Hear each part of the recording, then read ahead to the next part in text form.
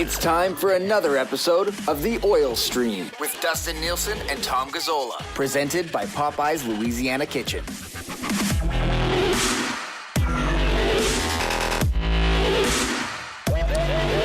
What's going on, everybody? It's 12:03 on a game day pregame show tonight, right here, 6 o'clock, only on EdmontonSportsTalk.com and on YouTube. Tommy Gazzola will be getting you set there. I want to start the show with this text. Of course, you can text us anytime at 780-218-9999. Guys, I'm listening on the TuneIn app, and I love the Whale and the Wolf intro music. You've created a new fan. So that's good. That's good. One of our fans has become a Whale and the Wolf fan, which is just another point that advertising works. All right, Nasty Chat is already rolling. Oilers and Hurricanes tonight. We're going to get to the Broberg situation as well. That's why if you're watching, Broberg's on the graphics over there. If you're listening, you won't be able to see him, but imagine a picture of Broberg on our graphics. So we will certainly get into that as well. The Wolf is in and says, here we go. I got 30 minutes left of my lunch before heading back into class. Let's go. Well, we'll get to as much content as we can as we work our way through this. K-Gill's got some questions. If you have any questions, 780-218-9999. And dare I say, welcome back to the National Hockey League regular season. Edmonton Oilers, as they get set for Carolina tonight. Tommy Gazzola, you were at the rink today, unless you just drink or dress extremely well around your house. How was things at the rink today? Yeah, these are my pajamas, Dustin. Yeah, I could see you having suit pajamas. I'm not going to lie. I could see you pulling that off. Thank you. I appreciate that. Let me know about this is the new mic, so let me know if it's okay. It sounds good, buddy. I like it. It sounds good. I'm very concerned about this. This is what we're going to be using on the pre- and post-game show if we're doing it from here. The rink was interesting. Okay, lots to get to here. Obviously, the Broberg stuff. Yeah. So we were supposed to have an availability with Philip Broberg, which was granted to us by the PR team. That was the ask, is that we could talk to and hear from Philip Broberg today. We waited. No Philip Broberg. We waited for Chris Knobloch. We finally got Chris Knobloch. Very innocuous press conference. I mean, we've talked to him for the last 4 or 5 days, obviously.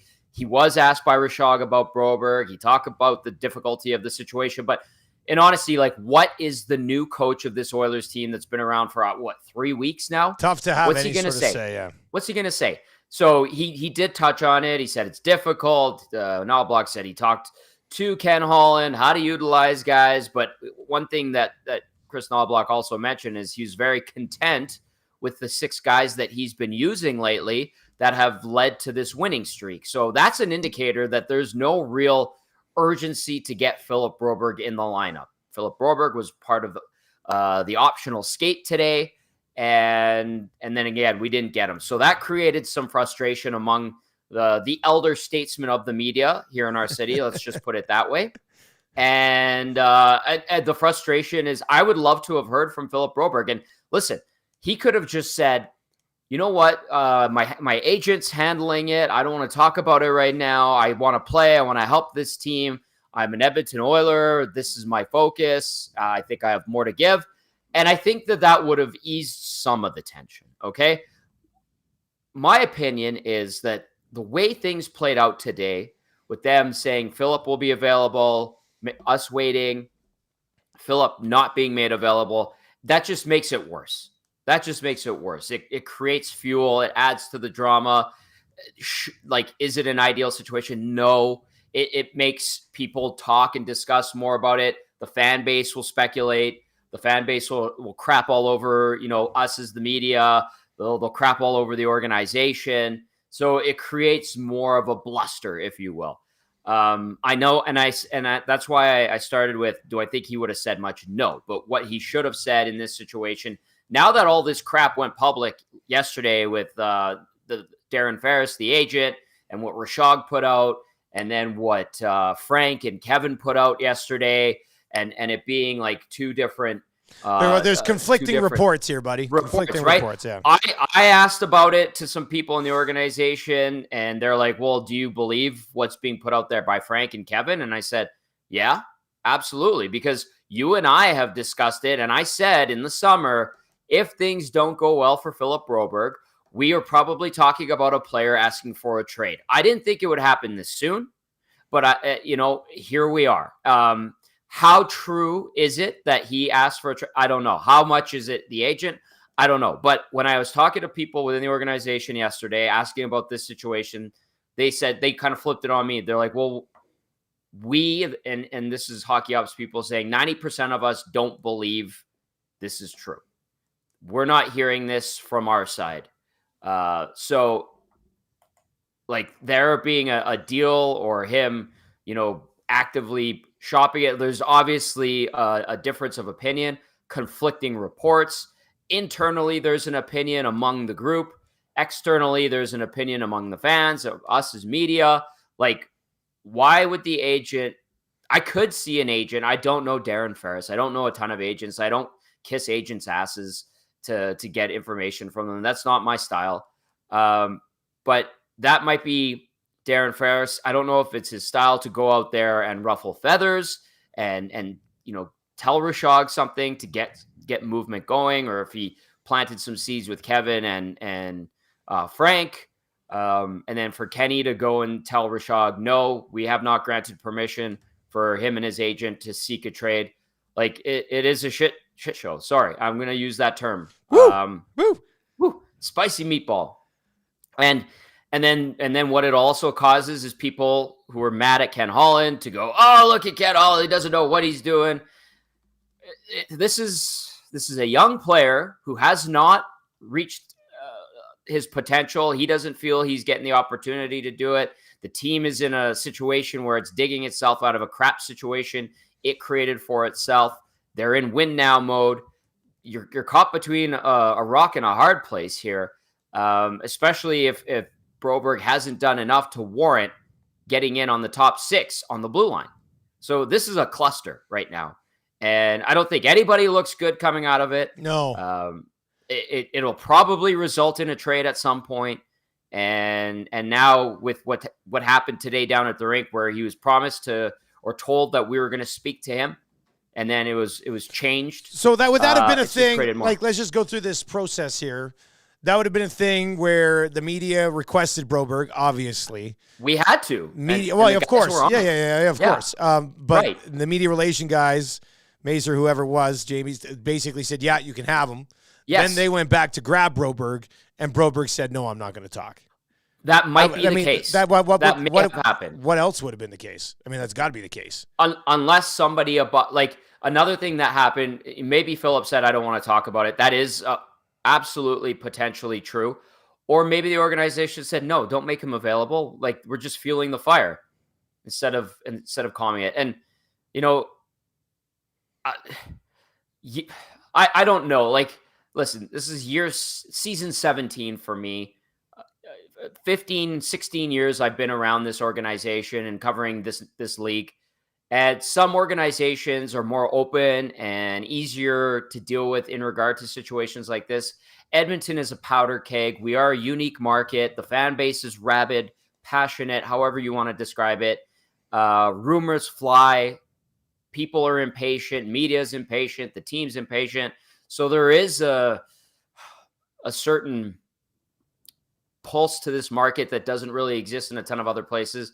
And so here we are where, this guy, in other markets maybe would be made available. He could speak his mind. 5 people ask him a question and they go on their merry little way, and it's out there. This guy probably would like to move on. Well, here now we're creating a snowball effect, basically. That's how I see it. The weird thing with Broberg is, so like Frank's information seemed like it would have come from an agent, right? Saying that they've been granted permission, they're seeking a trade, and there's been interest on that level. And then Rishaug's information clearly comes from Ken Holland. Yeah. And Holland saying, I've not granted permission to Darren to shop Broberg. And then I'm interested in the quote from Darren Ferris, the agent of Broberg, where he says, this matter reflects both my and my client's frustration with the Oilers. I'm actively collaborating with Ken to address and resolve the issue privately. So what aspect of the matter do you think is frustrating them? And the fact that, like, is it the fact that Ferris seems to think that he's been granted approval? And when Rishaug says, well, Ken Holland says that approval hasn't been granted, Ferris goes, well, this is what's frustrating with me, because it's like maybe the lines of communication are awful between the organization and and the player / agent. So what element of it do you think is frustrating the agent so much? Is it the way the Oilers are saying that no, we haven't granted him permission, or well, I mean, I don't know, it just seems like a really weird quote. Yeah. Okay. I think that putting the bug in Kevin and Frank's ear and getting the tweets that they put out yesterday, the information they put out yesterday, that gets things moving. That cranks the heat up to 11, right? That just cranks it right up. You go past 10 to 11, and that puts the onus on the Oilers organization to go, A, what the hell's going on? Or B, we have to respond somehow. And then Ken Holland saying, I've not given permission to Philip Broberg and Darren Ferris to seek a trade. Like, that to me is like, that's the response where he's trying to do damage control. And then now Ferris with his statement saying, well, me and Ken have to, that's getting that's rattling the cage. That's what it seems like to me. In a perfect world, Ken Holland is talking to the agent of all the players and catching up with them. And so I think Ferris is just trying to get his client what he wants, and that's a fresh start somewhere. And his way of going about this is my take on it. I want to remind people that that's probably the agent going, I want to get something going and put the wheels in motion on this. Either start playing him or we move him. Yeah. And that's a way to crank the heat up past 10 to 11. And it's a smart play. It's an asshole play, but it's a smart play. Well, it's interesting because it's kind of a risky play, because if he did indeed tell Frank, hey, we have been granted permission, I mean, that's a lot different than just saying, hey, man, Broberg wants out, do with it what you will, right? Like that's a full-blown, the Oilers are on board with us. We've been granted permission to go and seek out a deal for this guy. And then for Ken to say that permission hasn't been granted, like straight up somebody's lying about it. Like that's what's going on here, right? So, this is just me like being like, how else could this have played out? Or someone else in the organization said, yeah, go ahead. Okay. Yeah. And Ken goes, I did not. Yeah. So like it's, right. Yeah. This is me spitballing, thinking about these statements that were made by the agent, by the GM and president of hockey ops. And if Darren say the Oilers have granted permission, and then Ken's going, I have not, then all of a sudden I'm going, well, who told Darren Ferris that he could go and seek a trade for Philip Broberg? If Ken is saying, I personally have not. So maybe there's someone else. I don't know. This is because you read those statements and you go, well, Ken says he didn't. But then Darren Ferris, someone from the Oilers says that somebody from the Oilers said Ferris that, hey, you can now seek. So hang on a sec. Yeah. Then that if hypothetical, if that is true, then we go, what's going on behind the scenes with hockey ops on the Oilers side? If the GM says, I personally didn't give this agent the go ahead to seek a trade for this prospect or young player, but then he's saying, the agent saying that the team did.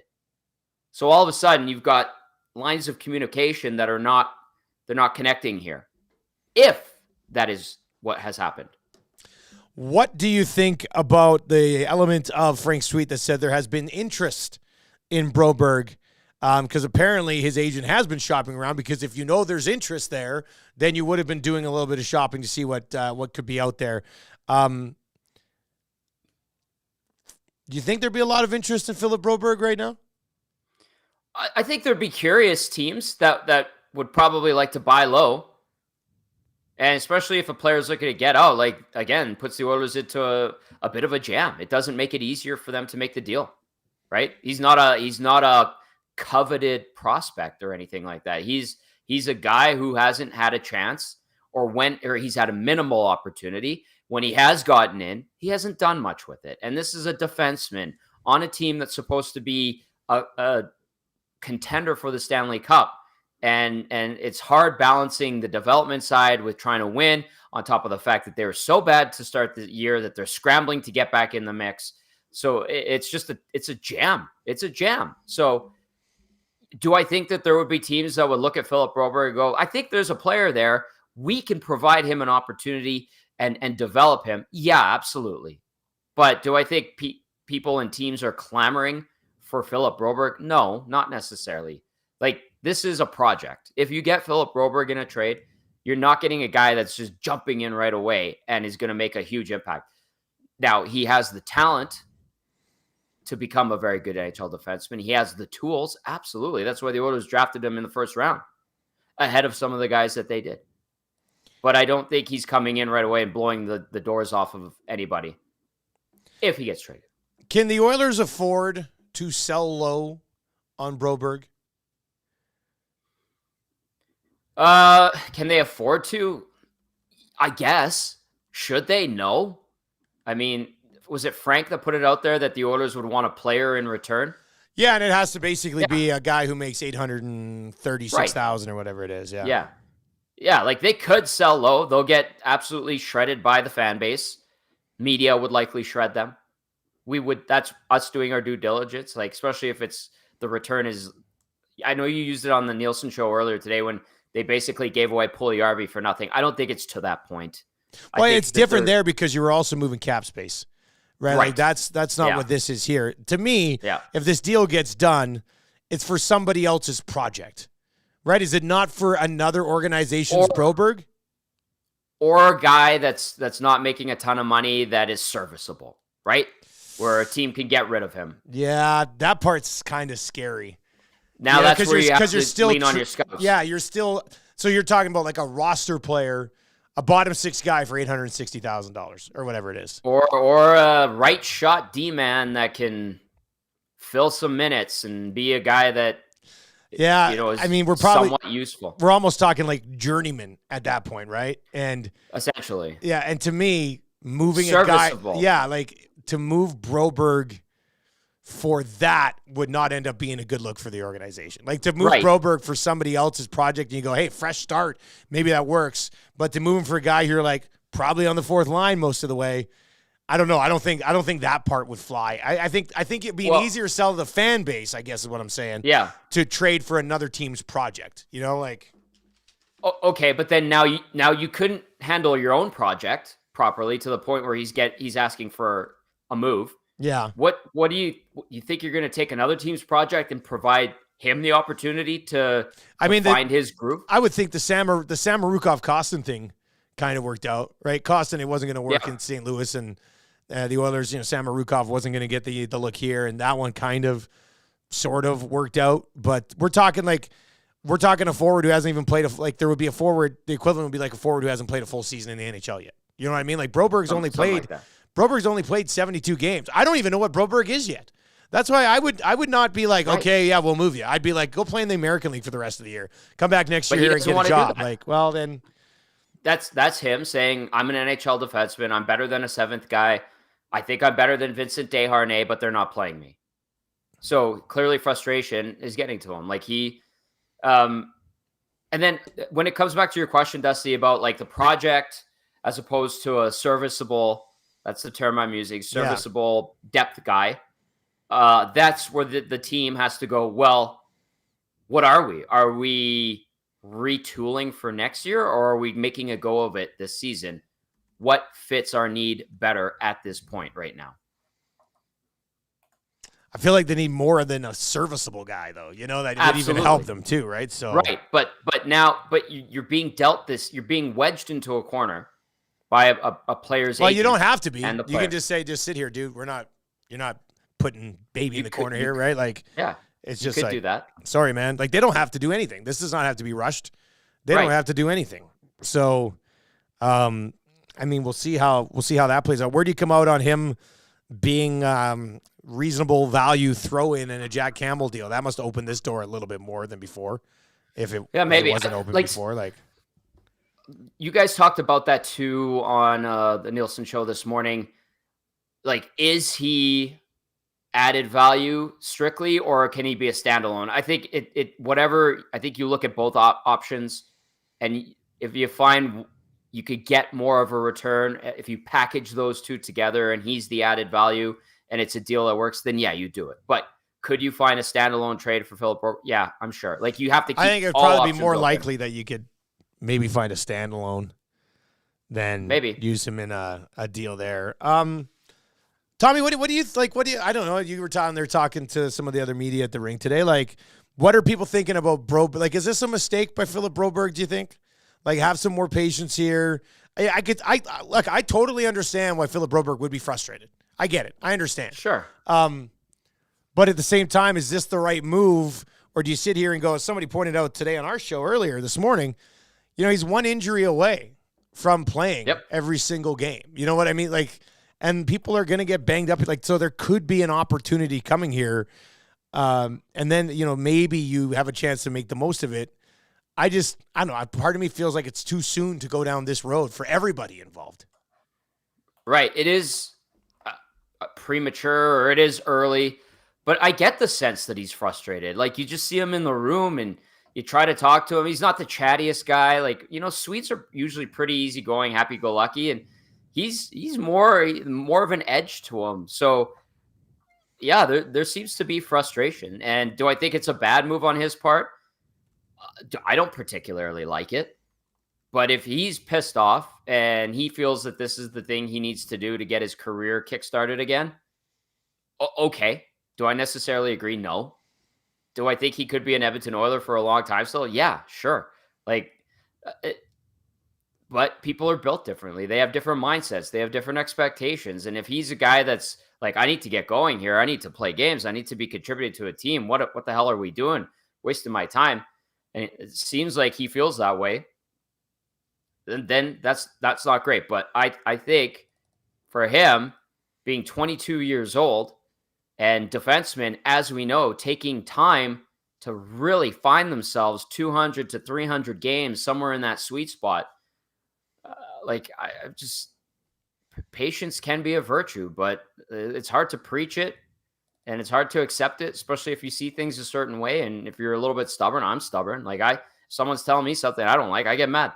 So I that's my nature. And I'm sure there's, like I said, a little bit of that mindset where, hey, I could play. I know I'm better than this. Let me play. If you're not doing it here, send me somewhere else. But if he did have a little more patience and was content because he is getting an NHL paycheck, he is learning, he's practicing, he's playing some games. He's played almost half of the Oilers games this year. I know not a ton. Even Chris Knobloch made the same comment you just did. He's one injury away from being a regular everydayer and player. But if he's happy and he's stewing, then all right, I guess, Philip. 780-218-9999, 780-218-9999, or you can hit us up in the nasty chat as well. Kevin says, what has Broberg done to be better than Kulak, Ekholm, or Nurse? Which does bring up something else. I mean, there's so many things that, he hasn't. But I think it was Staples who kind of said that he would rather trade Kulak and use that money somewhere else and then play Broberg on your third pair. Where do you come out on that philosophy, Tommy? And why would Broberg and Desharnais be a nightmare together? Inexperience and the simple fact that Broberg has been a mess defensively. Somebody will probably throw me his war chart and say, what are you talking about? He is like Evan Bouchard at times this year, is just very spotty defensively. Like, that's a part of Broberg's game that needs to get better. If you wanted to make a Kulak trade to get Philip Broberg in, you're getting rid of one of your most consistent defensemen. Yes, he's a third pairing guy, but he's serviceable. And you know what to expect from Brett Kulak night in, night out.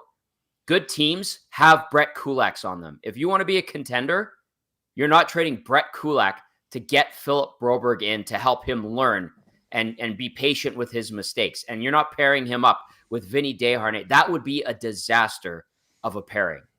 So that's why you don't trade Brett Kulak. Brett Kulak and Cody Ceci serve a purpose. They're not sexy defensemen, but they are veteran D-men that most teams in this league would take at their price points, because you need guys like that to have a good, solid team. You're going to trade one of your more consistent guys to hope that Philip Broberg finds his game, and you're trying to win the Stanley Cup right now?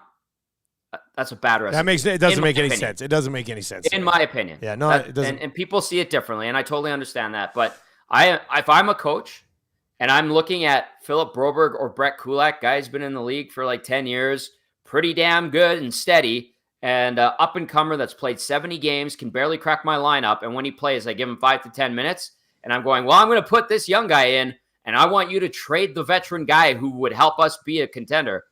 That doesn't make sense to me. Portions of the Oil Stream brought to you by great partners at Popeyes, where they have 5 flavors of big, juicy wings now available. Big breaded wings, 6 of them for $9.99, and that will be your lunch. You do not even, I would get the side because I love the sides, but you don't need to get the side because the 6 wings will fill you up. We've got the signature hot, the garlic barbecue, the garlic parm, the ghost pepper, the honey barbecue, and the honey garlic, all available. Yeah, the honey barbecue. The honey barbecue is actually really good. Those are. I like them all. If I had to rank them, we've ranked them before, but I think I've had the honey garlic again, and the honey barbecue again. I think I have honey barbecue at the top, honey garlic parm, ghost pepper, signature hot. I think that's probably how I would do it. DoorDash, Skip the Dishes, Uber Eats. If you want to order some tonight, why not get some wings? Hopefully you can find some 6 o'clock or lager somewhere. Sit back and enjoy the hockey game. Think about it. Like, since we launched the 6 o'clock or lager, the Oilers have played 1 game, and that's it. That's it. Nobody else, and it's like almost sold out everywhere. So you're not even really getting to dive into this delicious beer with these games right now, which is crazy. Anyway, Popeyes, DoorDash, Skip the Dishes, Uber Eats, they will take care of you there if you want to have something ordered in for the game tonight. Tom, you did say it was a pretty crazy day down at the rink. What else? Anything else? Optional skates, so maybe not a ton going on, but yeah. What else? What else came out of like Knoblauch or anything you heard down there? The Canes did not skate. They did not have a morning skate. Rod Brindamore spoke at 11:30. And that was it. So it was an odd day at the rink. Like usually both teams skate. Yes, it can be optional, but you can go in the rooms. You can do the interviews with both teams. Today, like the Broberg thing, first of all, we didn't even get to go in the room. It was all by the banner at the wall just outside the room. And then we're waiting for Broberg. And then Oilers PR, Jamie and Sean are like, no Broberg today. We're going to do coach in the Hall of Fame room. And so we did. And then that created some friction, obviously, because A, no Broberg, B, we sat in the Hall of Fame room and waited for Knoblauch to come out for a bit of a longer period of time. And then on top of that, the Canes were all leaving. Like they probably had a meeting. They probably went over, got some treatment. A couple of guys went on the ice, but most of the players were leaving as I was leaving to come do the show. So it was a bizarre morning, especially considering the Canes, they did have a full practice yesterday coming off that loss from Winnipeg. So did the Oilers. But usually on a day like today, like the building's buzzing and it wasn't there. And then the animosity or the frustration, let's call it, from the Broberg thing just added to what was a strange morning at the arena today. Interesting. Just interesting it stuff. It is weird. Yeah, interesting stuff. Weird, you know? To kick off a 6-game homestand, it's probably not the ideal start to think about with this. If you have any questions, 780-218-9999, or you can hit us up in the nasty chat as well, and we will get to those. Lots of text messages to sort through, so we'll try to go there. We got another message from that guy who's still golfing with the 6 o'clocker loggers down in Lethbridge right now, which is absolutely amazing. If you are listening right now, Lethbridge Rob, let me know what course you're playing. I know most of the courses down there. I'd like to know. Eden says, Broberg hasn't been playing, period. He's had 10 games in the NHL and 4 in the AHL. He's been riding the pine the rest of the season. Which is, I mean, I can get why he's frustrated. I don't know what he becomes. I don't know what he is now. I'd like to see more of Broberg, honestly. I would. That's why I would like to see them take a patient approach. And, you know, if let's say Kulak goes down for 10 games, and you actually play Broberg 10 games, and he gets 16 minutes a game, and, you know, maybe there's a chance to really sort of, like, I would like to go. I'm going to look at his game log. Like, what's the most consecutive games he's played for the Oilers?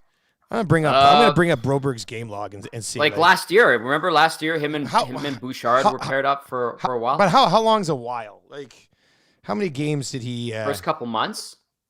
First couple of months. Jeez. First month or two. Yeah. Let's see here. Right, and I was gonna say something about Broberg. Evan Bouchard in the year of the North Division. Remember, he didn't want to go down to Bakersfield and play another year at Bakersfield. So he stayed up as like the 8th D-man, taxi squad, whatever the hell it was called. And he practiced every day. And I think he got into 15 out of 50 whatever games. And we were having these same types of conversations. Now, he wasn't impatient to the point where we're hearing from the agent making statements about seeking trade opportunities. He kind of bided his time, different approach. And then the next year he became a regular. And you know what? We were saying the same thing. Like, he's an injury away from getting in and playing some regular minutes. And so maybe that's just a kind of a look into the different types of mindsets between the two players, or they're both, they're different personalities, perhaps, how they view each other, or how, Evan Bouchard saw himself that year, where he was happy to be on an NHL roster, but not necessarily playing every game. Whereas Philip Broberg isn't just content collecting an NHL paycheck and playing every second or third game for 5 to 10 minutes. Like, there are similarities to that situation, but at the same time, each guy's different, and there are not subtle differences, legit differences to the situation too. But it just reminds me of how Bouchard, you'd watch him at practice. He'd be doing extra work with Jim Playfair at the time, learning how to take pucks off his backhand at the top of the point on the left side. They tried to play him on the left side one game. It lasted like 5 minutes of one period. Like, it reminded me of that scenario. But here we are with Philip Broberg, and it's like, well, okay, you're kind of trying to force your hand with the organization, and it's blowing up. Keep your Broberg for Danforth swaps. Although he would be serviceable, Tommy. You did say there you go. You did say serviceable. I mean, maybe that could be that could be a thing. Let's get a 5'8" guy that's 30 years old who has more goals than Nugent Hopkins this year in there, because Bob threw his name out there. All right, keep these rolling in, and we'll get. Hey guys, Bouchard's main competition in Barrie did get traded. That one's in from Matt. To kind of open up a spot for Bouchard. But they got Ekholm, right? Like, they got Matthias Ekholm for him. Yeah. That's a good point. No, I was just trying to think if you put Kulak in a deal with, somebody brought up an interesting point today. Kulak in Montreal played the right side a lot, and here when they do get Broberg in, he's usually over on the right side. Would you like to see Broberg actually play the left side and throw Kulak over on the right side? Do you think that would? Do you think that might help things a bit? Yeah, you could try it. Absolutely. Like, the possibility, flexibility, open to different things, trying different things. I love that. That's great. Like, if you can give yourself as many tools as possible to find success, that's fantastic. However, with how poorly they've played, I don't think they're in experiment mode right now. Had they been That's the thing. better than a 500 team, then you're like, okay, let's try this for a game. Why not? Maybe we have something here. But right now, it's like, you're 3 games below 500, and you're trying to get back into the mix, and you're on a good run. You're not messing with too much, basically, right now, right? So this start to the season, how poorly they played, has really tied their hands behind their back to a certain extent. And otherwise, I'd be like, yeah, try it. Like, Kulak, serviceable, steady, solid, has played the right side. But then remember this year too, Dusty, we're talking about how Broberg was open to playing the right side, and he's going to be competing with Desharnais on the right side. And what if there's Ekholm on the left and Broberg on the right? Yeah. It hasn't really worked. Yeah. That being said, they haven't really tried it much. He hasn't got much of a sniff. It's not like they gave him 20 games and they're like, this just ain't going to work this year, right? So they've had a hard time finding the opportunity for him. When he has had the limited opportunity, he hasn't been great with it. That's why he hasn't got more. It's this big chicken and egg thing with Broberg, and we'll see where it comes out. Tango says, hey, I just jumped on. What did I miss? Well, you missed a lot of Broberg talk. Portions of the Oil Stream brought to you by, portions of everything here at Edmonton Sports Talk brought to you by our great partners over at CoolBet, where we do have the Edmonton Sports Talk parlay. That one is up right now. You can go get on it. It's at 5-1. If you go to the exclusives page at coolbet.com, if you're not yet signed up for an account, you can use the code LOCKSHOP, and that'll get you a nice little bonus on your initial deposit of up to $200. But the EST parlay is locked and loaded over there. It's still at 5-1. McDavid with 2+ points. Bouchard with a point tonight. Draisaitl with 2+ shots, or 3+ shots, so over 2.5 shots, and then the over 5.5 in this hockey game. Tommy, what are you expecting from these two clubs? The last 3 times they've played, they've combined for either 9 or 10 goals. It's been pretty run and gun. The Canes beat them 6-3. Carolina's coming in off of a game in which Laurent Brossoit played outstanding and stopped 42 of 43 shots. The Oilers haven't played in 5 days. We know that very well. Do you think this is a little bit of a run and gun affair, like the other matchups between these two clubs have been the last 3 times? For the sake of entertainment, I think it could happen. I like offense. I like goal scoring. I think that the Carolina Hurricanes could be the buzzkill for the Oilers. I think that they could be the team that stops Edmonton's winning streak. And I do like the way the Oilers have won these last 4 games. I like the way that the special teams have woken up. I like the way that the goaltending has kind of been steady, or it has been steadier. I like how guys are getting healthy, and Darnell Nurse talked about it today. Like, these last 5 or 6 days have really helped them get whatever nicks and bumps and bruises were ailing them kind of taken care of, which is good because we've seen how good McDavid has been since he's gotten healthier. We've watched Matthias Ekholm steadily improve his play since he's gotten a bit healthier. So this has helped in that regard. But the Canes, I think they're like 7-1 or 7-1-1 against the Oilers coming into this game in their last 9 versus the Oil. Carolina seems to be the wet blanket that always douses the Oilers in cold water whenever they're playing well. So I think a win against Carolina today would be huge. I think it would be a nice statement, especially after what happened in Carolina a few weeks ago. Yeah, like this would be a look like they picked up where they left off, like everything's gonna be fine type of thing, right? Yeah. And I think I was reading an article this morning, and like teams' records when they come off of prolonged breaks of like 5+ days or more in recent years are like 26, 16, and 6. I think it was on NHL.com where I read that. I was like, interesting, because we know the Oilers are not particularly great coming off of long road trips, and anytime that they get like some sort of extended break, they tend to stumble out of the gates. I think of the All-Star game last year, or the All-Star break, where they came back and they were rough. It led to some comments on the broadcast about the team needing to make a trade, and that created a kerfuffle as well. The Oilers coming out of bye weeks aren't generally great either. So I don't know. Maybe let's see if they could prove that theory wrong. That would be fantastic. But I think the Canes are like a really tough opponent, and they're the kind of the team that throws a wrench into the plans. So we'll see if the Oilers can pull off of upset victory tonight. I think that would be really good, a great sign, and make it 5 in a row.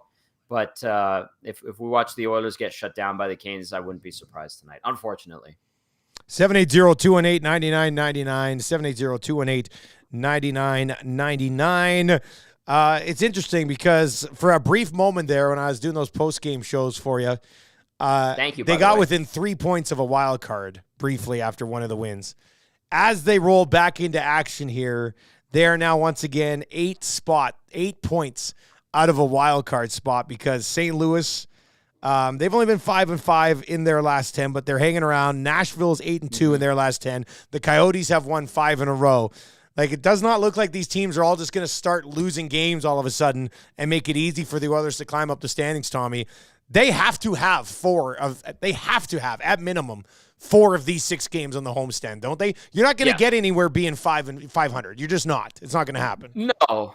And listen, they need to pile wins. They need to go on a couple of nice winning streaks. They need to have an excellent homestand. Absolutely. they're in no position to look past any opponents.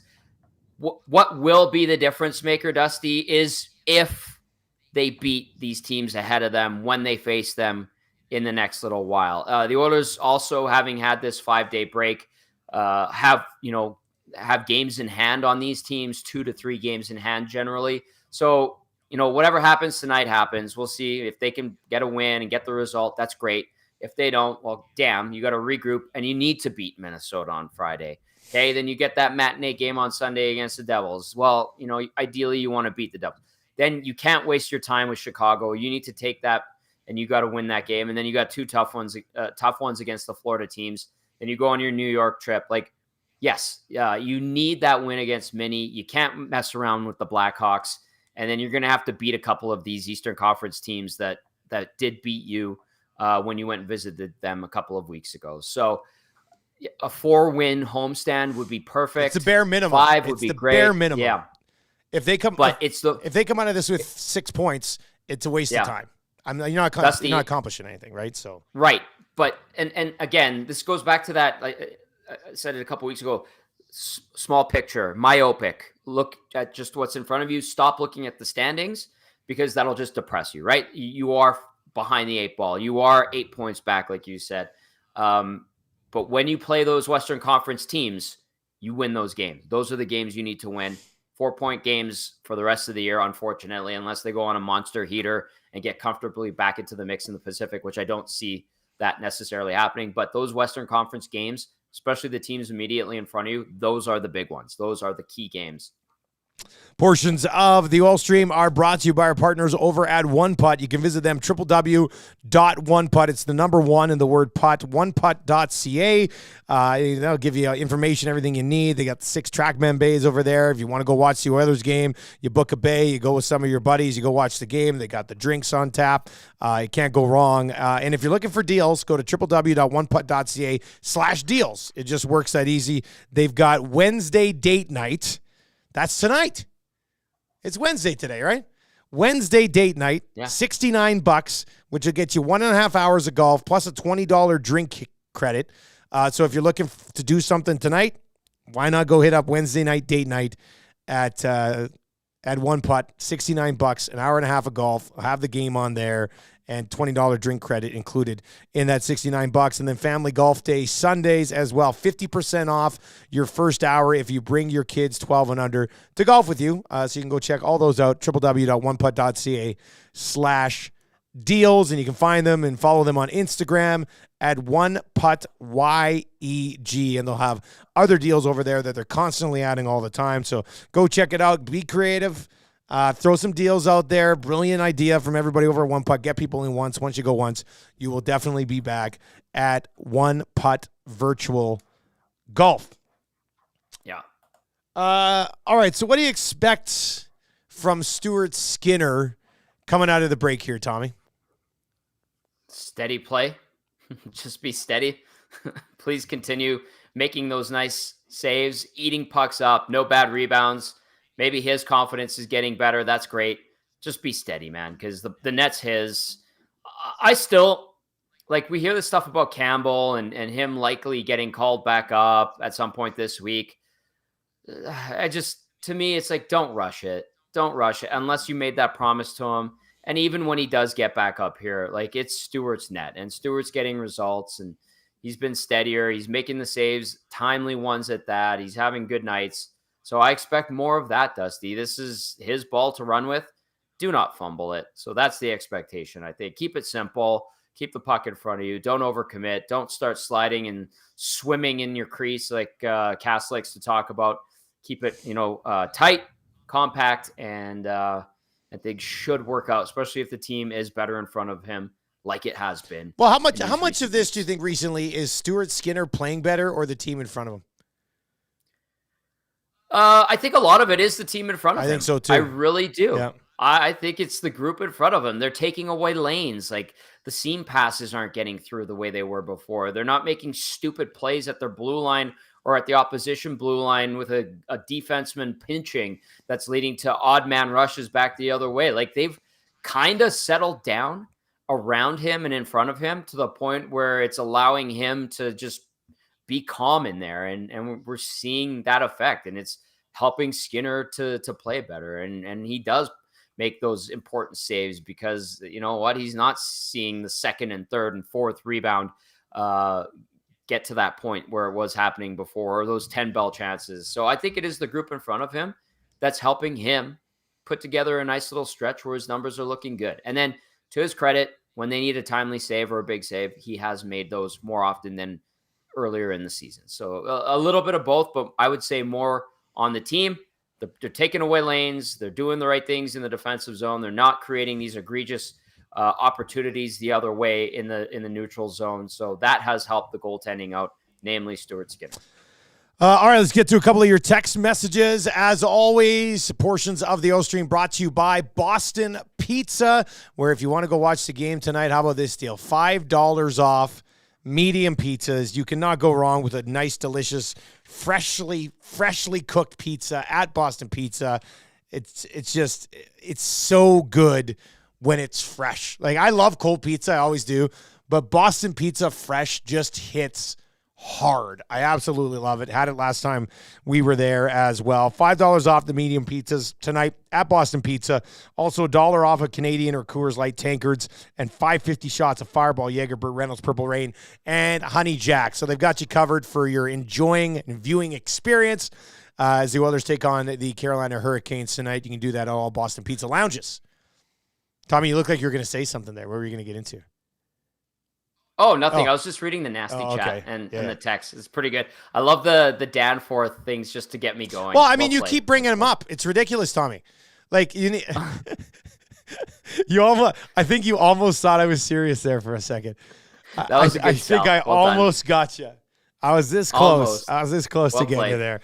Well played, sir. All right, let's get to this. Text comes in from Collingwood Rob. Jeff Jackson needs to hire away the entire pro and amateur scouting staff from either Boston, Tampa, Colorado, or LA. These teams seem to always be able to reload and compete each year. The Oilers have so many opportunities, but no one seems to rise to the top. For example, Broberg, Holloway, McLeod, Raphael Lavoie. Derek Ryan seems to be the greatest success. All he does is work hard and produce for what he's worth. So that's in from Collingwood Rob, who goes out. He wants to go out and take the entire staff from some of the best teams in the National Hockey League. That'd be quite the power move. That would be quite something. That would be a power move. Those teams do a great job, and like LA, Quentin Byfield's finally starting to come around. He was a second overall pick a few years ago. They have developed some good players, but I still have hope for Dylan Holloway. Like, he was starting, it looked like his career or his game was turning the corner right before he got hurt. That game in Seattle he played, I was like, damn, has he arrived? So that's one where you're like, he might be coming around. Ryan McLeod, listen, it's been a frustrating year. He should be better. He should be able to produce. I know the empty net goal, maybe that's a monkey off his back. The weird thing is with Ryan McLeod, buddy, McLeod's as high as he's ever going to go in the organizational depth chart. He's not going to be a top six guy.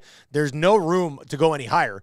Ryan McLeod is basically locked in the position that he's probably going to be in for his entire career as an Edmonton Oiler. You know what I mean? Like, and he's going to have to get good at that position. And, he's got, 6 points this year. He hasn't been particularly great. Sometimes he's allergic to the front of the net, doesn't want to shoot it. But when he does, rarely, it can lead to good things. So,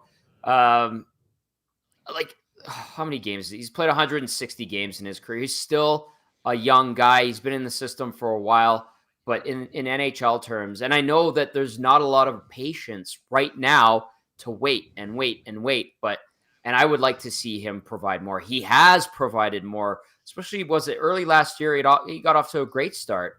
Where's that Ryan McLeod? Why hasn't he, refound that form and then built on it? Hopefully at some point it starts to click for him. Maybe this last game that helps him get going a little bit and he starts to become a solid third line center in the NHL. Because like you said, if he gets into the right mindset, finds a bit of confidence, that is his job for the next 10 years. He could be an excellent third line center on what should be a really good team for the next little while. It hasn't happened this year. It's frustrating. It pisses people off. They crack jokes about him, and rightly so. He needs to be better. Maybe this is going to start him down the right path, and he could become a solid third line center contributing to what should be a deeper, stronger contender type team, which it clearly hasn't been through 22 games. I referred to him as Crooked Grin on Tales of the North today. I think it works, right, with the missing teeth. Yeah. Crooked Grin, Ryan the Quick. I mean, it works. He's quick and he's got a crooked grin. That one really worked out. So he's off the schneid. At what point does Conor Brown score in this homestand? I think I claimed he was going to score twice. Not on the. I think it was over the an 8-game stretch that started 2 games ago. So he's already wasted 2 games for me. So when does he scores on this stretch? Right? He has to. He has to score during the homestand, man. He's been better. Which is fine, right? But score. Do something. Yeah. Go. Get a goal, Ryan. Or Conor Brown, pardon me, and Ryan McLeod at the same time. I want to look at his last set of games. I know he's only got the 1 point. Hallelujah. But where's Brown at? So he's averaging 16.5 minutes the last few games. Got the 1 assist a couple of games ago.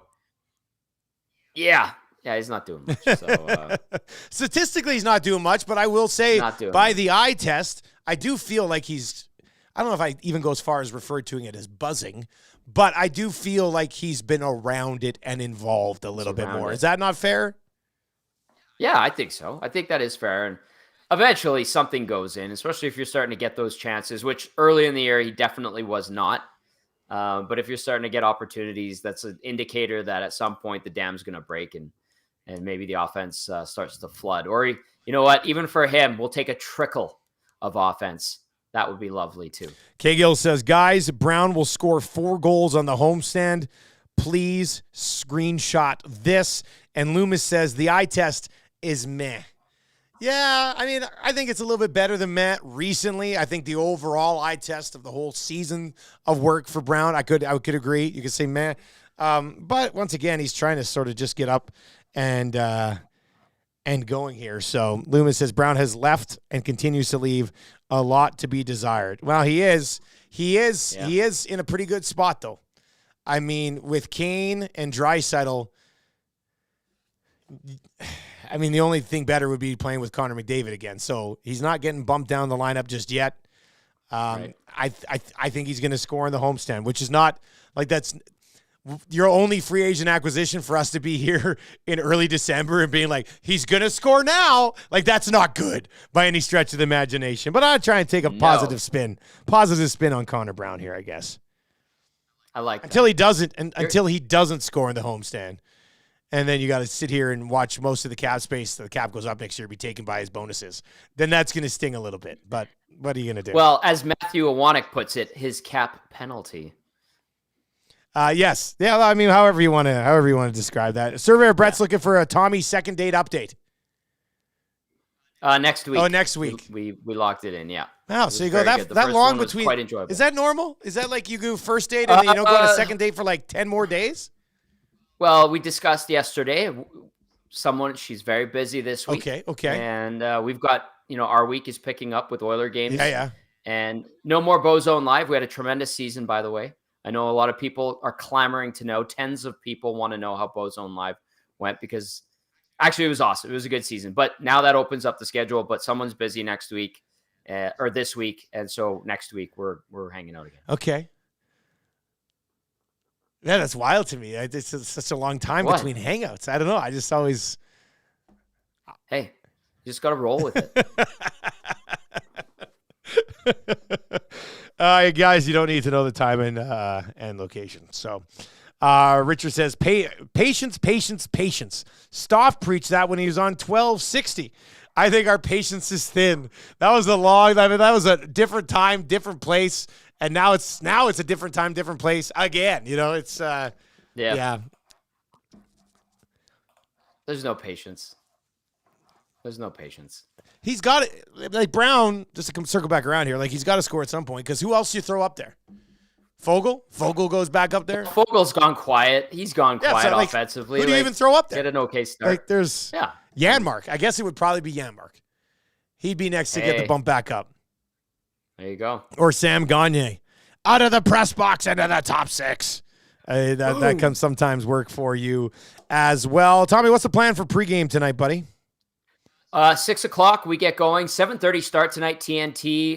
Caught up with Darren Pang and John Forsland. They're going to be on the call on the American broadcast. Of course, you're going to get Jack and Louie tonight on the home broadcast. And we're going to have Mike Maniscalco, the play-by-play voice of the Hurricanes, on around 6:10 tonight to give us the scoop on the Canes. Mike, it's weird because this is a TNT national game in the States. So Johnny Forsland, who was the Hurricanes and Whalers play-by-play guy for years, and he started out as a PR guy with the Whalers. He's now the Kraken TV play-by-play guy, but he's still a national guy on TNT. So he comes in, he's doing the play-by-play for his old team on the national broadcast, and then Darren Pang will do the color commentary, and then so Mike Maniscalco, Trip Tracy, and Hannah Yates, who do the regional broadcast for the Canes, they have a night off, basically. So we're getting Mike on to give us the scoop on the Canes. So it's not really a night off because he's got to work with you.